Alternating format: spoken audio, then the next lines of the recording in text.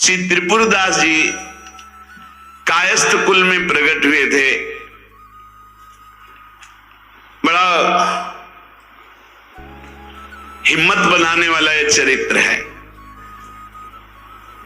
ब्रजमंडल में शेरगढ़ है, वहां इनका जन्म हुआ था, वहां के निवासी थे और आपके पिता राजमंत्री थे। बचपन से ही भगवत भक्ति के संस्कार थे। जिनमें कुछ दिव्य प्रकाश होता है वो बचपन से भगवत भक्ति का। जिनको ये लगता है कि जवानी में विषय भोग ले और बुढ़ापे में भजन करेंगे तो भूल जाए।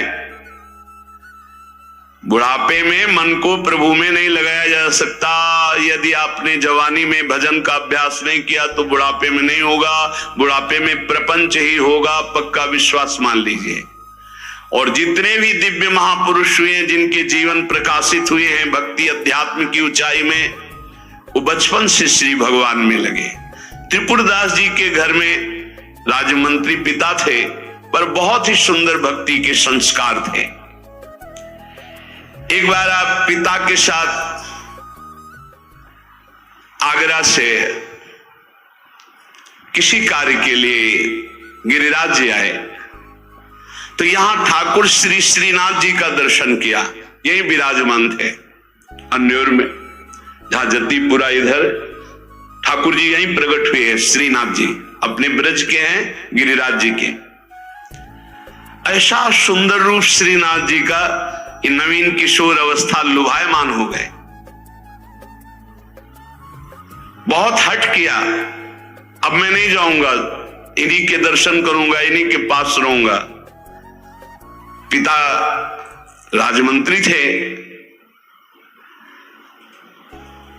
वहां किसी परिचित से कहा कि बालक है, हट करता है त्रिपुरदास, इसको हम छोड़ देते हैं 2-4-10 दिन यहां। देखो भगवान का विधान, यहां श्रीनाथ जी के दर्शन करेगा, फिर हम आदमी भेज देंगे, बुला लेंगे। अब वो दैवी योग से प्रेरित थे, पुत्र को यहां छोड़ दिया और वापस वो लौटे तो रास्ते में कुछ वैरी दल के राजसैनिक को दुष्टों ने घेर लिया, मार डाला, पिता को मार डाला। भक्तों के जीवन में प्रारंभ से ही विपत्तियों की बौछार हो जाती है, लेकिन आप ऐसा डरिएगा मत। क्या जिनके हृदय में भक्ति नहीं है उनके परिवार के लोग नहीं मरते क्या? जिनके हृदय में भक्ति नहीं वो क्या दुख नहीं भोगते क्या? ये अज्ञानी जन है, नहीं जानते। शरीर रचना के समय शुभ अशुभ कर्मों के अनुसार दुख सुख पहले से रच गया है। भक्ति तो हम आज कर रहे हैं, ये नई खेती है, ये भक्ति का फल नहीं है। वो दुख सुख पुराने हमारे कर्मों का फल है। जब आपने सुना, सूचना आई कि तुम्हारे पिता को बैरी दल ने मार डाला है, तो श्रीनाथ जी की तरफ देखा और कहा, आप तो हमारे पिता भी हो, मित्र भी हो, जीवन धन हो। हृदय में बड़ा आनंद हुआ कि चलो नाम मात्र का पिता अंतर्ध्यान हो गया, लेकिन मेरा जो अनंत जन्मों का पिता है उससे संबंध हो गया। अब तो मेरे श्रीनाथ जी के सिवा कोई नहीं है। एकदम निश्चिंत हो गए। रोज प्रभु के सामने भाव विभोर होकर रोया करते, नौ किशोर अवस्था, कि प्रभु अब आपके सिवा हमारा कोई नहीं है।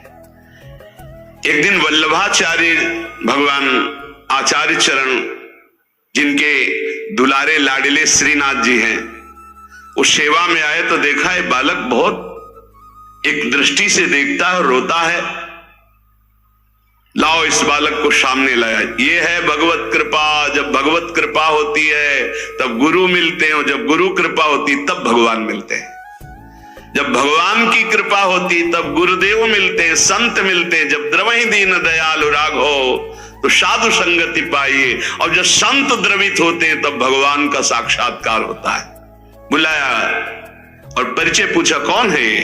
तो कहा अमुक राजमंत्री का पुत्र है, इनके पिता यात्रा में मारे गए हैं। और ये बहुत आसक्त चित्त होकर श्रीनाथ जी को देखते, श्रीनाथ जी से रोते हैं।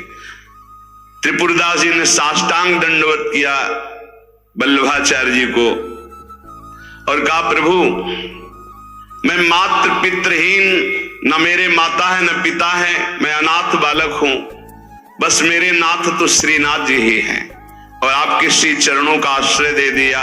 प्रभु मुझ अनाथ दीनहीन को आप स्वीकार कर लीजिए। बहुत प्रसन्न हुए। इतना छोटी अवस्था में ऐसे शुद्ध शब्द, ऐसे भागवतिक चेष्टाएं। चलो आज अभी इसी क्षण मैं इसको दीक्षा देता हूं। आचार्य श्री वल्लभाचार्य जी विधि पूर्वक दीक्षा देकर ब्रह्म संबंध कराया। कुछ दिन तक पास रखा और कहा वापस जाओ घर। श्रीनाथ जी की सेवा की भावना रखो, निरंतर चिंतन करो, ध्यान में श्रीनाथ जी का स्मरण रखो, भक्ति में जीवन व्यतीत करो। हमारा सदैव कृपा प्रसाद तुम्हारे साथ है। गुरु आज्ञा तत्काल श्रीनाथ जी से उनके जो परिचय के थे ले गए। यवन राजा था, उनके राजमंत्री थे पिता। तो जब नौ किशोर अवस्था से थोड़ा बड़े हुए तो इनके पिता का पद इनको दिया, राजमंत्री बना लिया। अब ये राजमंत्री में जितना वैभव मिलता तो इन्होंने एक बात सत्य समझी कि धन की सच्ची योग्यता क्या है। बोले संतों के मुख में चला जाए, संतों की सेवा में चला जाए, भगवंत सेवा में लग जाए, सो धन धन्य प्रथम गति जाकी। धन की सार्थकता है। ये भागवतिक सरकारी बैंक है। जैसे भारतीय सरकारी बैंक में जमा करो जब चाहो ले लो ब्याज सहित, ऐसे भागवतिक सरकारी बैंक है। गौ संत जन, ब्रह्म ऋषि जन, भगवान किसी विग्रह की अर्चा पूजा और किसी ऐसे असहाय की जो बीमार है, जो अपवित्र है, असमर्थ है, उसकी सहायता भगवत भाव से कर देना, उसमें जो धन खर्च होना, ये सब भागवतिक बैंक में जमा होता है। आपको मिलेगा, ब्याज सहित मिलेगा। हमारे प्रभु की बैंक में परसेंट बहुत ज्यादा मिलते हैं। 1 रुपया का लाख गुना ब्याज मिलेगा। देखे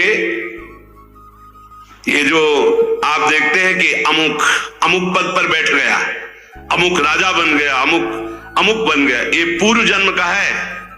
पूर्व जन्म का आप देखते हैं छा गया, ये पूर्व जन्म का सुकृत है। वैभव ऐश्वर्य चरण चूम रहे, वाह वाही हो रही, ये सब पूर्व का पुण्य है, 1 का लाख गुना। पर इस बैंक में विश्वास नहीं होता, किसी किसी को विश्वास होता है। और इस बैंक में जमा कर देने पर अगर आपने कह दिया तो तत्काल वो फल जो गुणा करके आपको प्लस मिलना था नहीं मिलेगा। ध्यान कर लेना। यदि माइक से हो गया कि अमुक जगह के अमुक भगत ने 5000 रुपए दान किए, भगवान इनका मंगल करें, तालियां बज गई, हो गया, उड़ गया, आपके बैंक का ब्याज उड़ गया। जैसे सभा में खड़े होकर अपने पाप को स्वीकार कर ले तो उड़ गया, खत्म पाप। ऐसे सभा में यदि पुण्य स्वीकार कर ले तो खत्म। बुजुर्ग जन कहते थे कि दान ऐसा करे कि दाएं हाथ से दे, बायां हाथ न जाने। नेकी कर दरिया में डाल, कोई जान न पावे, तब लाख गुना हमारी भागवतिक बैंक से उसे मिलता है।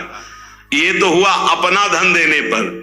और अगर ये बात हो जाए कि हे प्रभु आपकी वस्तु आपको समर्पित करते तो भगवान मिल जाएंगे, तो दियम वस्तु गोविंदम तुभ्यमेव समर्पये। ये निश्चय किया त्रिपुरदास जी ने कि राजमंत्री पद से जो भी धन आएगा मैं केवल सेवक की तरह प्रसाद से शरीर पोषण करूंगा, सारा धन संत सेवा और भगवंत सेवा में लगाऊंगा। उस श्रीनाथ जी के लिए नियम लिया, प्रतिज्ञा ली कि हर साल सर्दी में दगला बनवा कर भेजेंगे, रत्नों से हीरो से जटित बढ़िया पोशाक, सर्दी की सुनहरे गोटे, सुंदर सुंदर रत्न जटित। अब चाहे करोड़ों के रत्न लग जाए श्रीनाथ जी के लिए, और राजमंत्री थे, दगला भेजते और रोज संत सेवा होती त्रिपुरदास जी के यहां। संत जन आते, प्रसाद पाते। धन की यही सार्थकता है।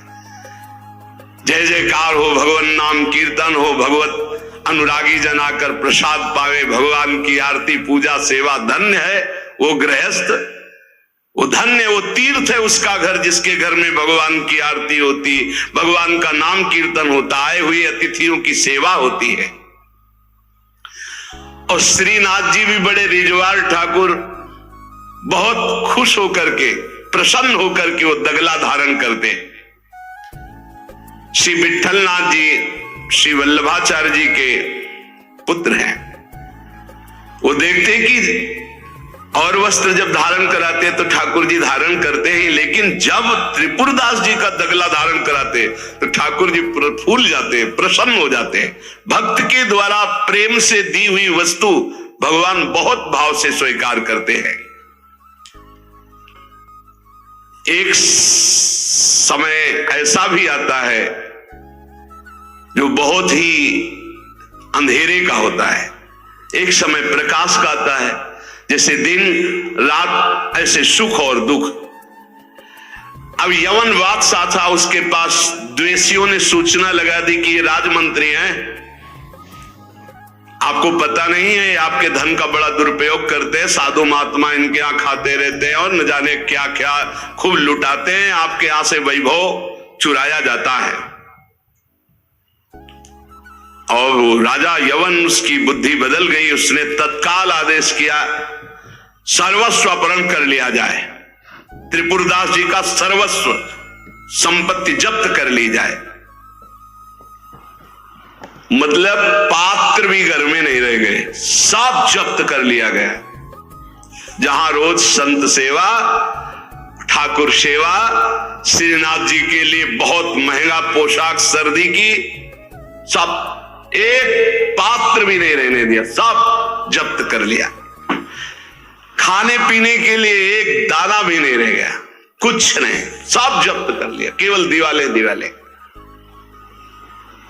अब आप विचार करो, जिसका ऐसा चल रहा हो उसका ऐसा, इसलिए होश में रहना चाहिए। सब दिन होत न एक समान, ये शब्द याद रखना चाहिए। सुख है तो फूलो मत, कल दुख आने वाला है। शरीर स्वस्थ है तो अभिमान मत करो, कल कोई रोग आ जाएगा।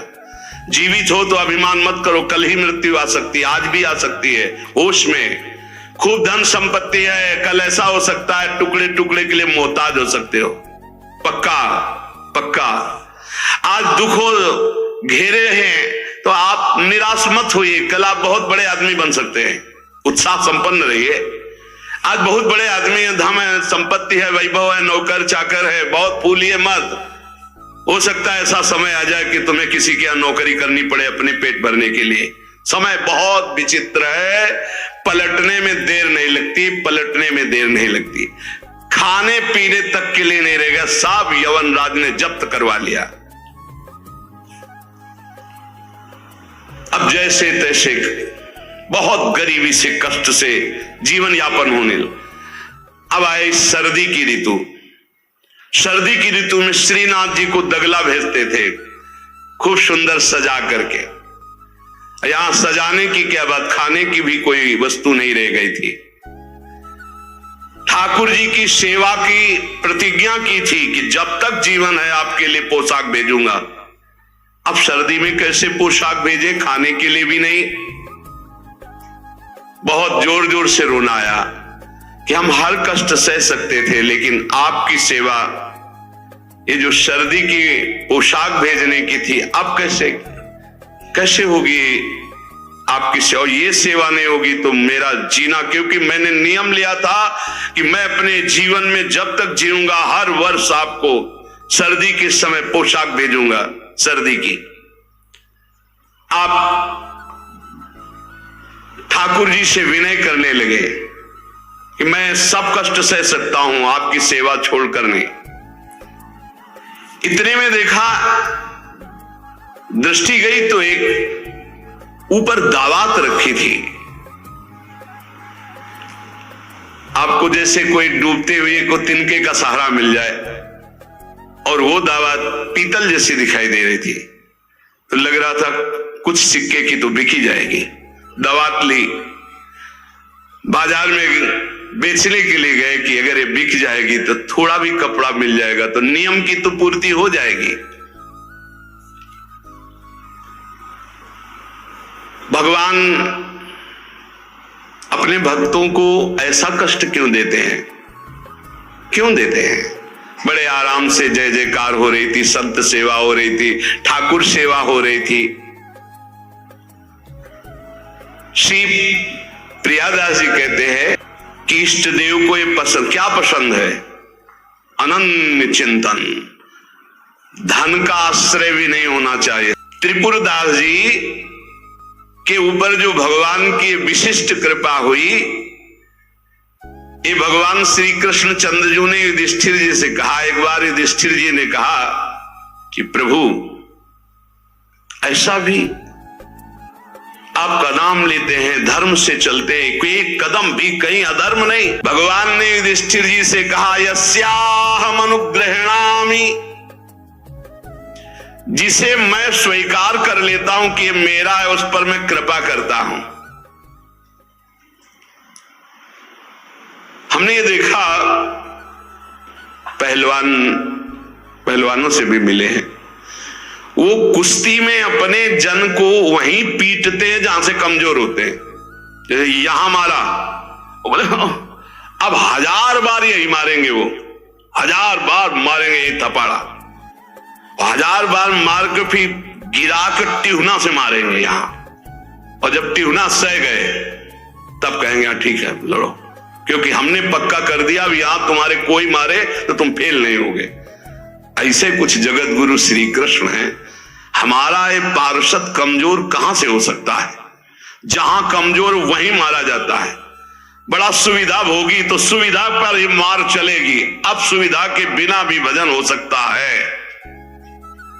उस समय तुम्हारी मांग क्या होगी, सुविधा या भगवान? त्रिपुरदास जी किस लिए रोए? कि आपकी सेवा का प्रण लिया था, वो सेवा की पूर्ति।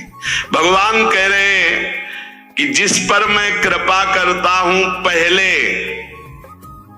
उसका धन बल अपहरण कर लेता हूं, ये धन बल अपहरण कर लेता हूं। जब वो निर्धन हो जाता है तो सगे संबंधियों का अपहरण कर लेता हूं, या तो सगे संबंधी छोड़ देंगे।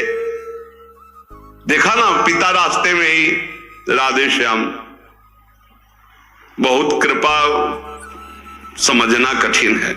सुनाया था एक बार भगवान शंकर की कृपा, माता पार्वती जी से कहा चलो मैं आपको अपने भक्त के दर्शन कराता हूं। बोले चलो प्रभु। तो बोले पहले अभक्त के दर्शन कर लो, तब भक्त के दर्शन आप सुख पाओगे। तो गए तो सुपारी कतर रहे थे बैठे, उसमें बढ़िया गद्दा लगा हुआ था, गिरदा लगा, 50 गाय 50 भैंसे दूध दुही जा रही थी। प्रातःकालीन का समय था, संत वेश में गए और कहा भगत जी 100 ग्राम दूध दे दो, शालिग्राम भगवान को स्नान कराना है। चल दिया सुबह से, और क्या क्या बोलना सुन। महादेव जी ने कहा हे भगवान, जितनी संपत्ति और वैभव इससे दुगना इसकी कर दो। माता जी ने कहा औघड़ इसीलिए कहा जाता है इनको, बड़े औघड़ नाथ है। 100 ग्राम दूध ले दिया, गाली दिया, ऊपर से कह रहे संपत्ति कह दे दुगनी। बोली नहीं पर अंदर अंदर कि बहुत विचित्र औढ़र दानी है इनका। आशुतोष बोले चलो भगत के दर्शन। बोले अभक्त तो ऐसा था कि अगर आप साथ ना होते तो इसको भस्म ही कर देती हम, क्योंकि अंबा तो शक्ति है। आपका अपमान, अरे अभक्त ऐसे ही होते हैं, तुम्हें नाराज नहीं होना। भक्त के पास गए, एक झोपड़ी फूस की एक गाय, और उसी फूस की झोपड़ी में माँ उसकी मैया रहती थी।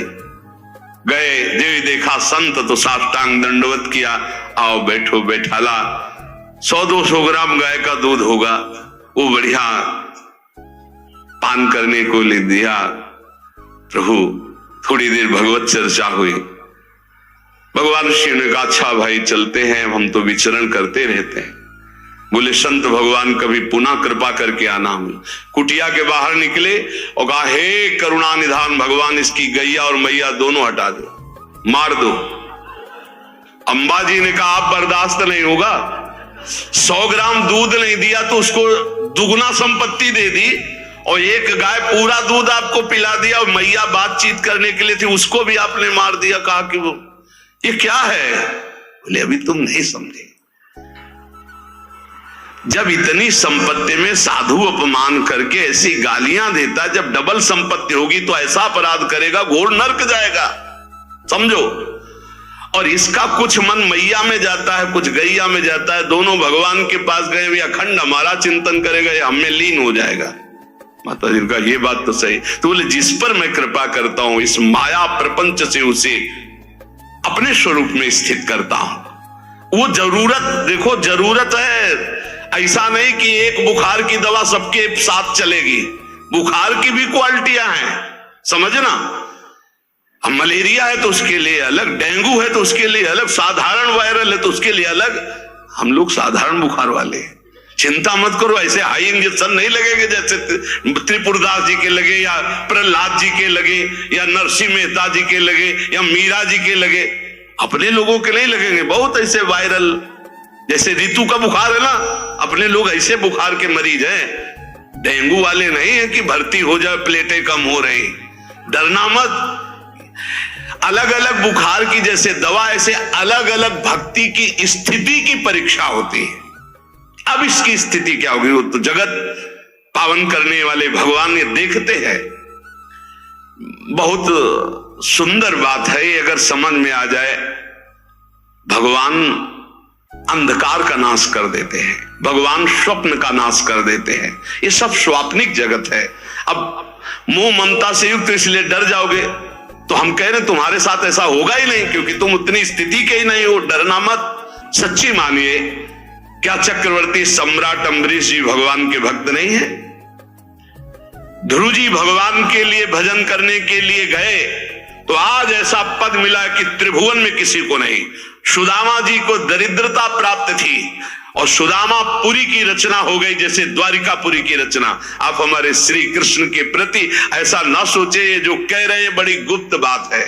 उसके अंदर के ममत्व का नाश कर देते हैं, उसके अंदर के अज्ञान का नाश कर देते हैं। क्या आप अपने अज्ञान का नाश करवाना नहीं चाहेंगे?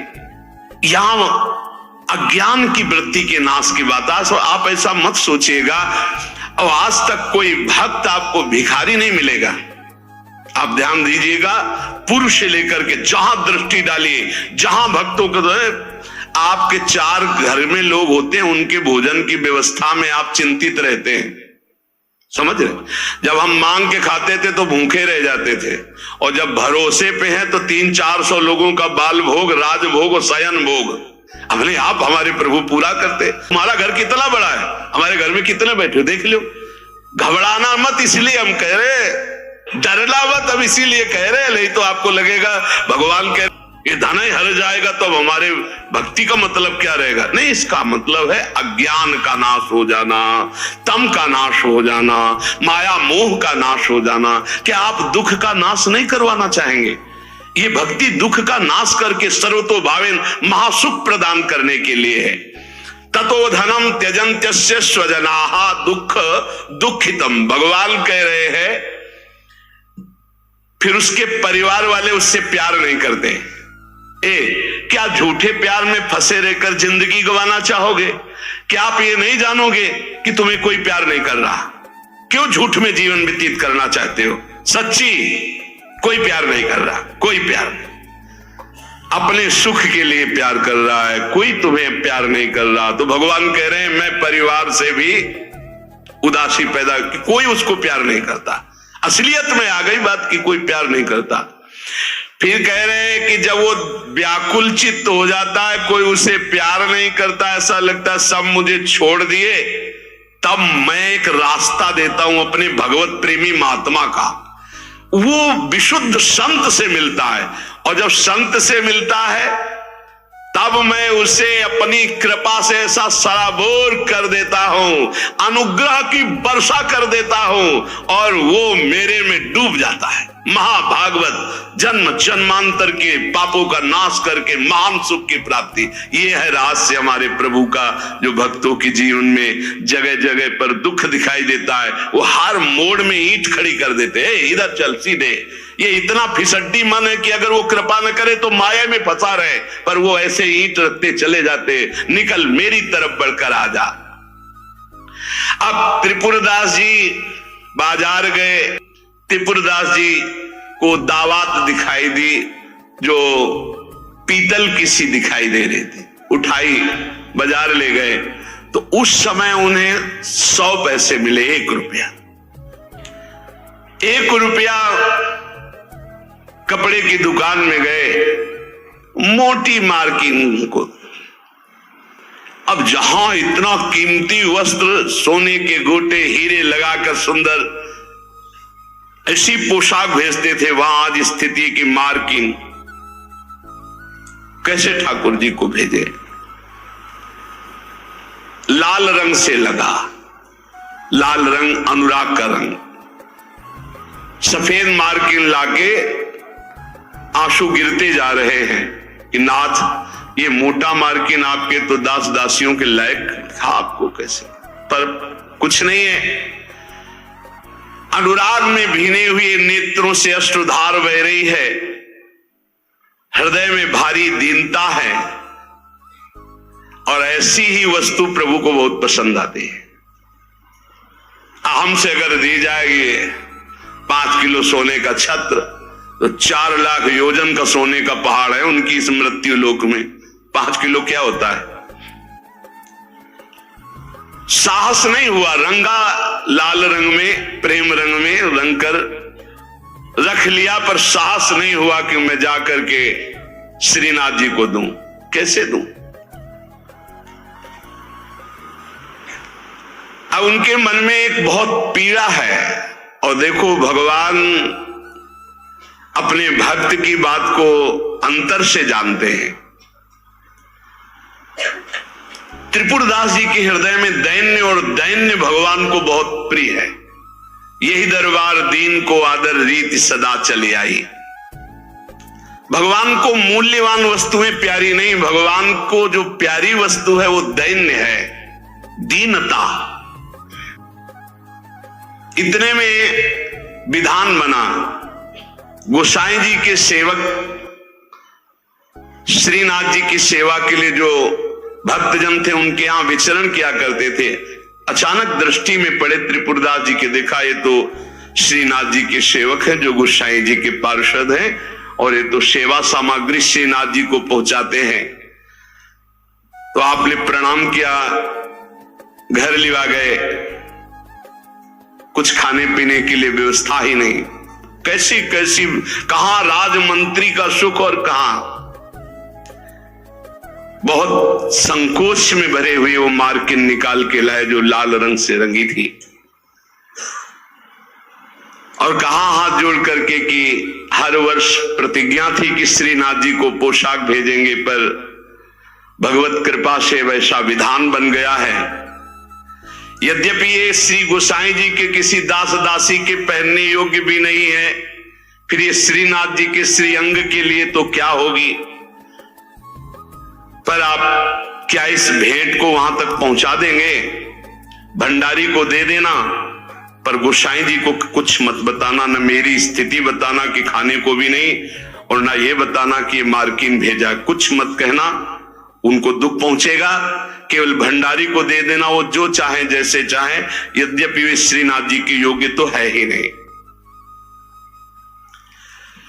देखो भगवान भावोत्सवेन भजताम रस कामधेनु है। बड़ा हृदय में सुख हो रहा है उस वस्त्र को लेकर, वो जो भगवत पार्षद है। आज तक उनको ऐसी भेंट, इतनी भेंट मिलती थी श्रीनाथ जी के पास ले जाने के लिए, लेकिन ऐसा सुख नहीं होता था जैसा त्रिपुरदास जी ने रो करके जब मार्किन दी लाल रंग से रंग के, उनको एक अपार सुख हो रहा है।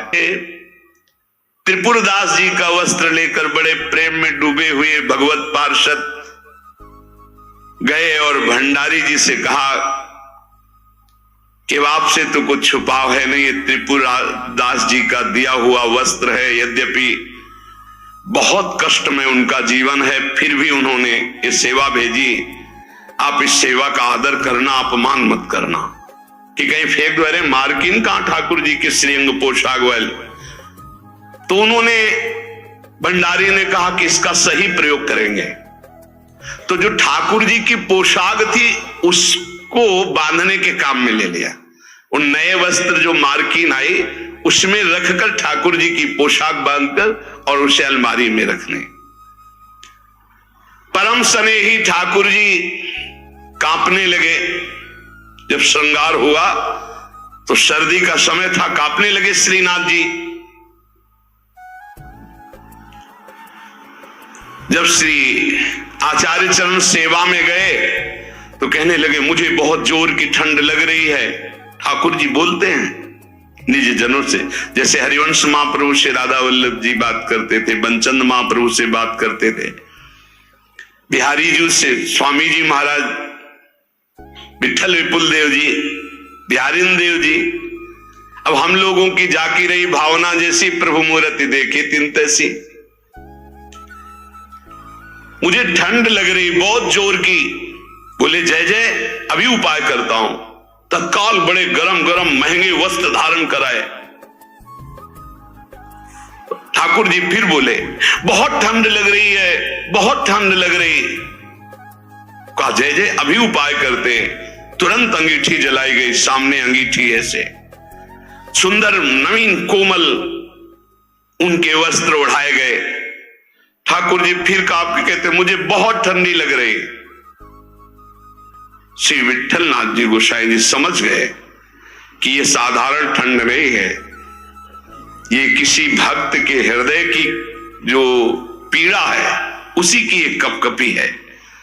गोसाई जी बहुत संकुचित होकर बोले जय जय अब क्या उपाय करूं। आपको सुंदर सुंदर दगला पहना दिया, सुंदर गरम वस्त्र उड़ा दिए, अंगीठी आपके साथ, फिर भी आप कह रहे हैं आपको ठंड लग रही। एकदम ध्यान गया।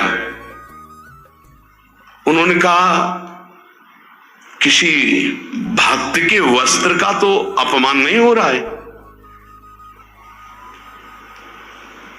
सेवक को बुलाया, तत्काल बही खाता लाओ, इस वर्ष किसकी किसकी पोशाक आई है किसकी नहीं आई। बही खाते में सुनाया गया, लेकिन त्रिपुरदास जी का नाम नहीं था। त्रिपुरदास जी का नाम इसलिए नहीं लिखा कि कोई पोशाक ही नहीं थी, मार्किन लाल रंग से भेजी गई थी। श्रीनाथ जी बड़े स्नेही हैं, बहुत प्यार करने वाले हैं। प्रभु श्रीनाथ जी को ऐसी ठंडी लगी, हर उपाय करके श्री विठल दास गोस्वामी जी हार गए। तब उन्होंने कहा किसी भक्त की किसी वस्त्र का अपमान हो रहा है। किसी भक्त पर विशेष कृपा करना चाहते हैं, लाओ बही खाता लाओ। हर साल जिसकी पोशाक आती थी नाम सुनाओ। नाम सुनाया, त्रिपुरदास जी का नाम नहीं था।